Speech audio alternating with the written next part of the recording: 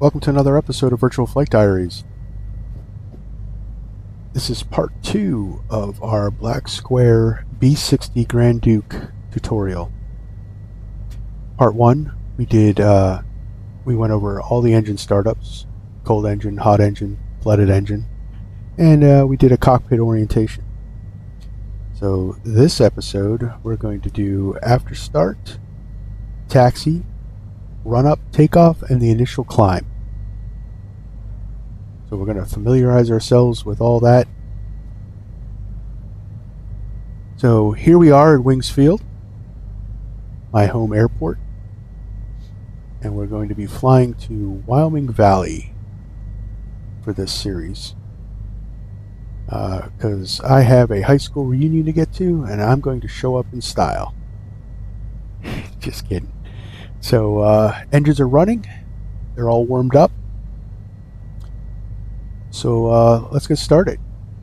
We'll start with the after start checklist. So boost pumps on only if it's 90 degrees or higher. So if it's a hot day, you're going to want to put them boost pumps on. Our temperature is not 90 degrees, so we don't need them. Lights, so we have beacon, nav, and we're going to put our taxi light on. Weather radar can go to standby.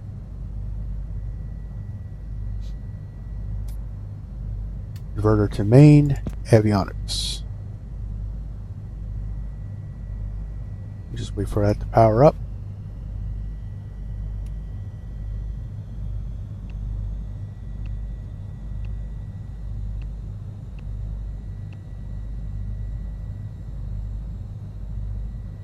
TOS, system test OK. Turn on all our electronics. Temperatures are coming into the green. Alright, so cabin mode, not necessary. Cabin 60 degrees. Mixture, we're going to lean that out for taxi so we don't foul up the spark plugs.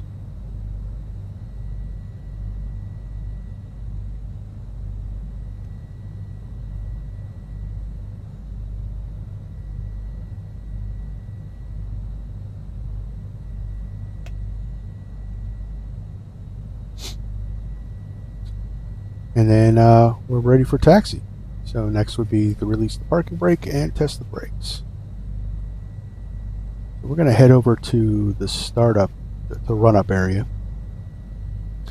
Just as a caveat, I didn't go over with engine starts because I didn't know that this was a thing that could happen in this simulation of the Grand Duke. But you can get a hung starter, which means the starter will not disengage. So it's a memory item thing. What you're going to do is you're going to kill the avionics and the inverter, bring the engines to idle, kill the generators, kill the magnetos, pretty much just shut down. It's a no-go item. If your starter's hung up, you gotta shut everything down. So moving on from that, let's go to taxi. So taxiing is the parking brake. So we want to taxi. We don't ever want to go to idle with taxi. Brake test. Brakes are working. Because these big engines, especially the TIO 541, doesn't like to be at idle for very long. So we're going to try to keep it around 1,000. For taxi, we'll use our brakes to keep our taxi speed correct.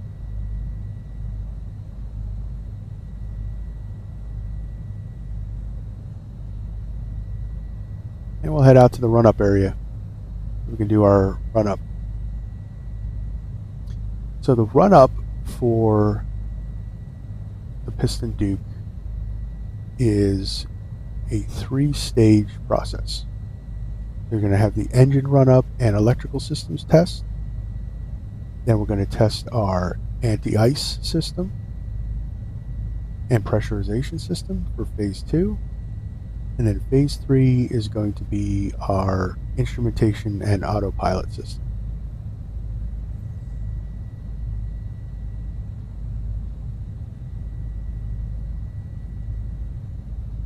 when you read the checklist, it seems kind of daunting, kind of reminiscent of the King Air.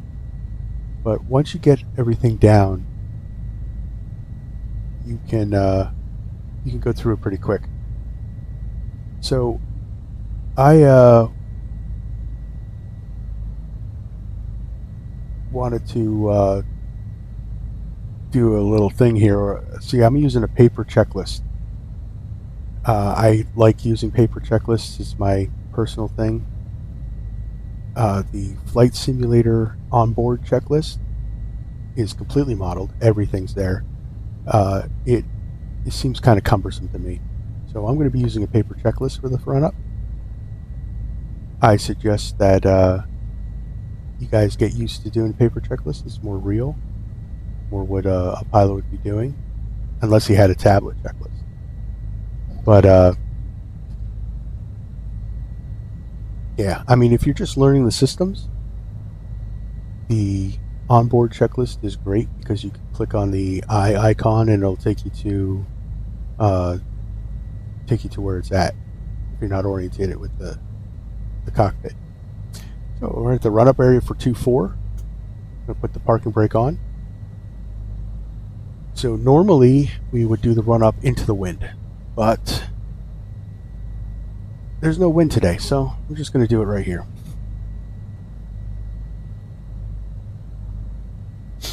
So the run-up starts with the parking brake on. We check the annunciator panel, make sure that nothing's illuminated.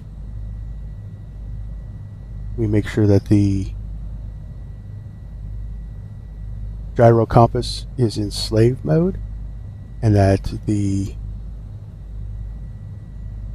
all the compasses line up. So we're at 6, 6, and 6. 666. Hopefully that's not an omen. Alright, so fuel selectors, crossfeed.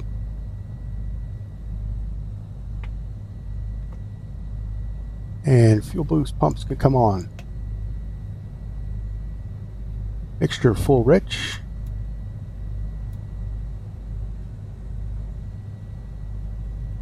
And throttles, we bring them up to 2,000 RPMs.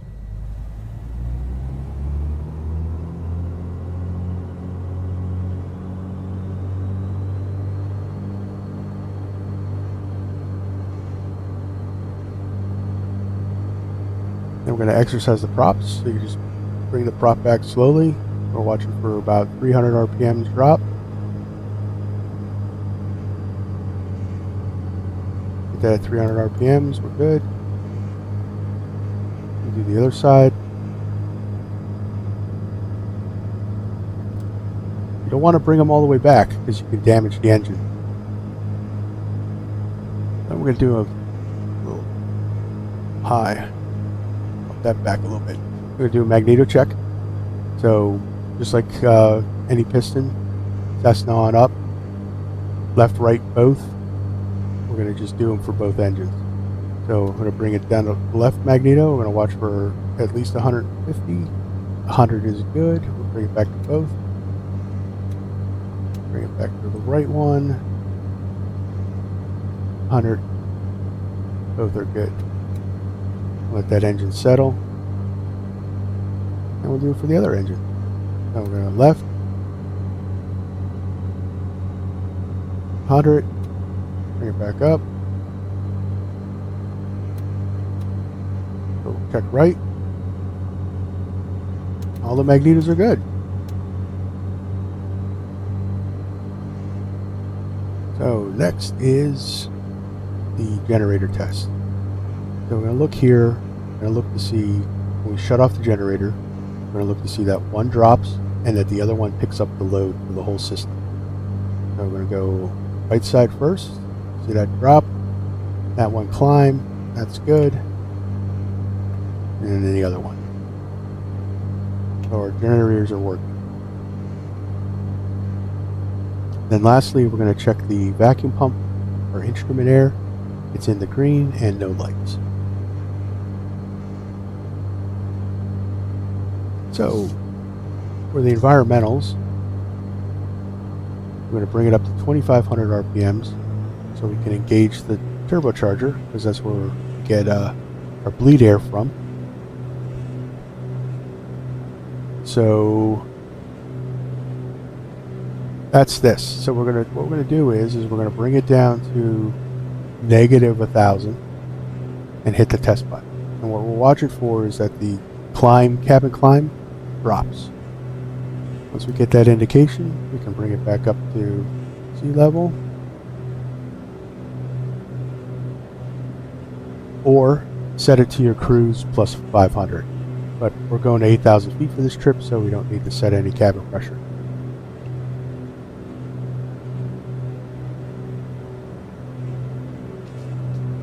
So next we're going to bring RPM down to 1500 after we make sure, yep, our cabin is in normal. So we'll bring it back to 1500.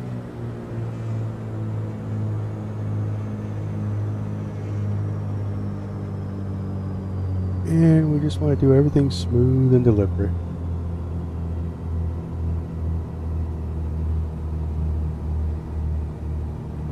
Alright, so 1500.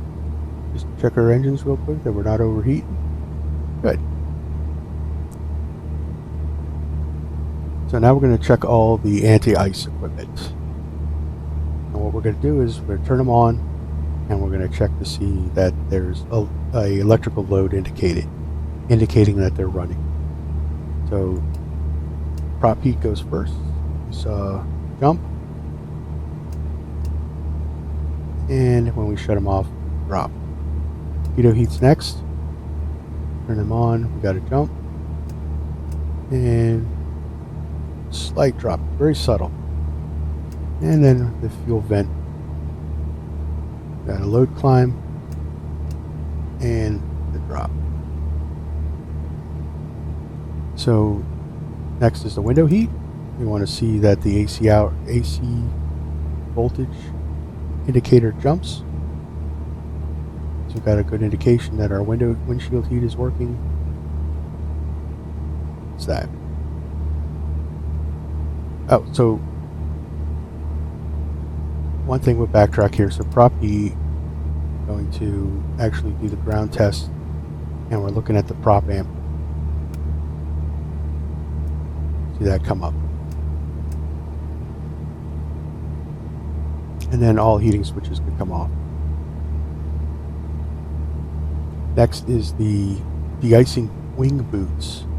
The rubber boots on the front end leading edge of the wings. They're pneumatic, meaning that they get filled with air, and it uses a vacuum pump system for that process.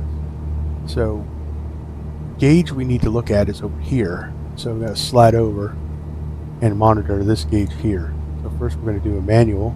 You're going to hold that, and we're just watching for the climb. We're trying to get between 15 and 20 psi.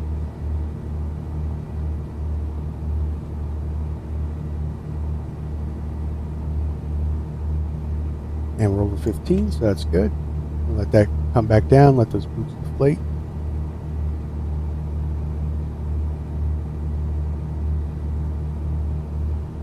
And we're going to do a single cycle. That up, hold. And it's going to run through its cycle, inflating the boots. Once it gets over 15, it then disengages. And that's the anti-ice test. So next we're going to bring in our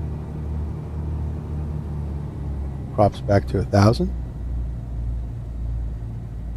And we're going to do our instrument test.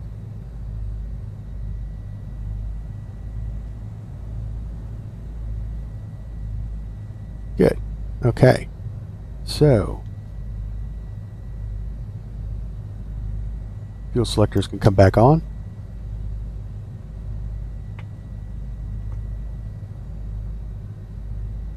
Trim power on. Necessary to run the autopilot. And then we're going to exercise the trim. So we're just going to run the trim a little bit. I like to go a little bit above, and then a little bit below.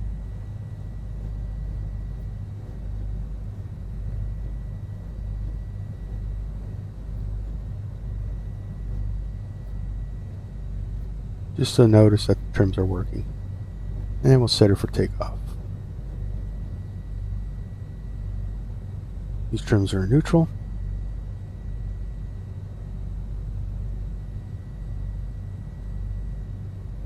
Okay, autopilot test. So this is neat. So we're gonna set the heading bug to, in front of us. And then we're gonna turn on the flight director. And we're gonna turn the autopilot on. And we're gonna run the heading bug 30 degrees to the right. Watch that our flight director moves and that our yoke moves, indicating that the servos are working. And bring it back 30 degrees the other way. Servos will catch and start rolling things back. Checking that both movements are happening.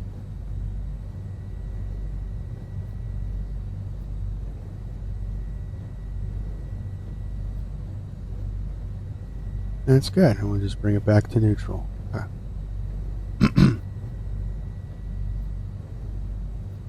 And the autopilot can come off. Flight director.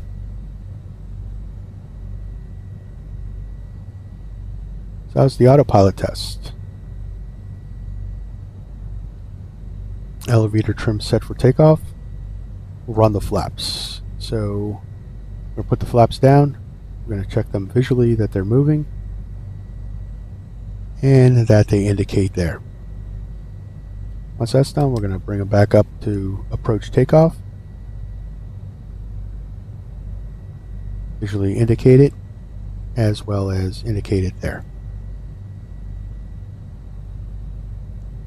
So there's two schools of thought that I've come across. One is that use takeoff flaps for all takeoffs. The other one is that you only use it for short field, and that if the runway is long enough, you don't need them. I haven't found any definitiveness on that, so we are going to go with the checklist, which says takeoff flaps. Alright, moving on. Flight controls check. Going to make sure our flight controls are free and clear and operating. That looks good.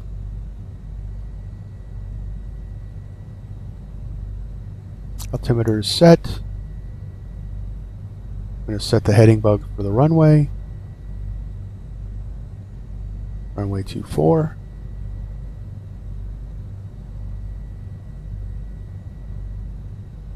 And departure altimeter is going to be 8,000 for our climb. And we don't need any panel lights because it's nice and bright out.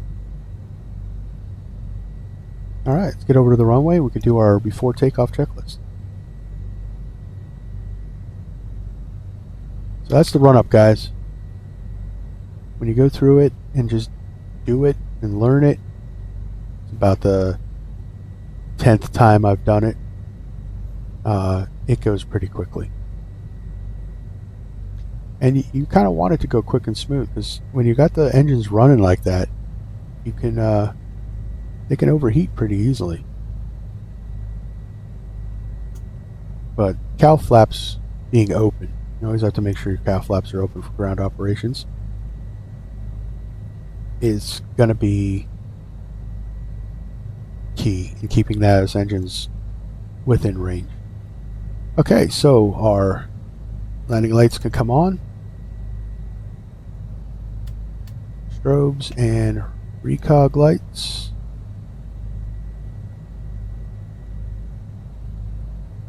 For takeoff checklist. Mixture full rich. Oil temperatures are in the green.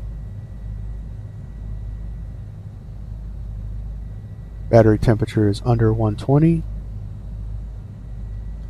The battery charge annunciator light is out.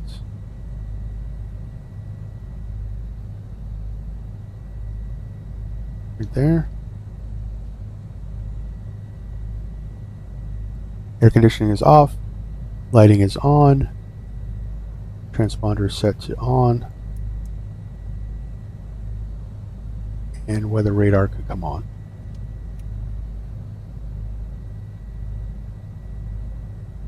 And we're ready for takeoff.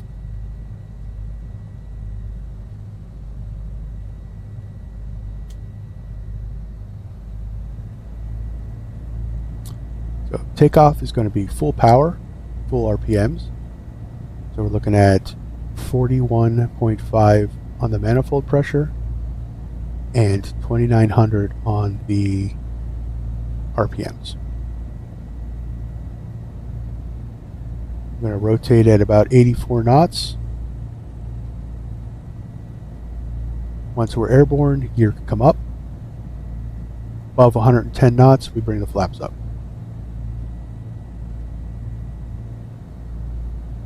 Okay, ready? We're going to hold the brakes, bring it up to 30 on the manifold, release, and then we'll slowly bring it up to full power.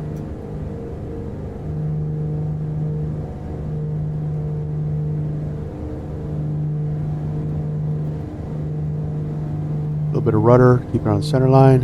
Here's our rotation speed. Positive rate, here can come up.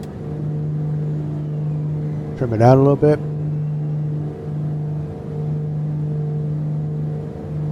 Here's 110, flaps can come up.